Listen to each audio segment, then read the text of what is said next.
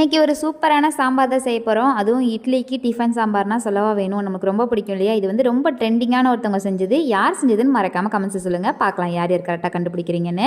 1 cup துவரம்பருப்பு, 1 cup பாசிப்பயிறு இது எல்லாத்தையும் கழிஞ்சிட்டு தேவையான அளவுக்கு தண்ணி ஊற்றி மஞ்சத்தூள் கொஞ்சமாக விளக்கெண்ணெய் ஊற்றி அதை வேக வச்சுக்கிறேங்க. இப்போ வந்து ஒரு லெமன் சைஸ் புளி வந்து ஊற வச்சுக்கிறேன். நான் சமைக்கும் போது இடையில எனக்கு கொஞ்சம் சீம்பால் கிடச்சிது.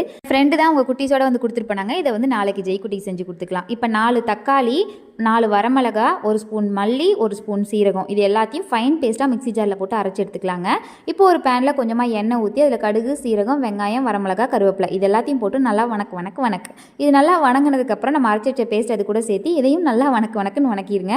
இட்லி ஃபஸ்ட்டே ஊற்றி வச்சங்காட்டி இட்லி ரெடி ஆயிடுச்சுங்க. இப்போ மசாலாவுமே நல்லா வதங்கி வந்துச்சு. இதில் பருப்பு, புளி, கொஞ்சம் உப்பு போட்டு நல்லா கொதிச்சு வரும்போது கொத்தமல்லி தழையை தூவிட்டு 2 இட்லியோட ஊற்றி சாப்பிட்டு பாருங்க. அவ்வளோ சூப்பராக இருக்கும். அப்புறம் மறக்காமல் இந்த ரெசிபி யாரோடதுன்னு கமெண்ட்ஸ் சொல்லுங்கள். நாளைக்கு வீடியோவில் பார்க்கலாம். பாய்.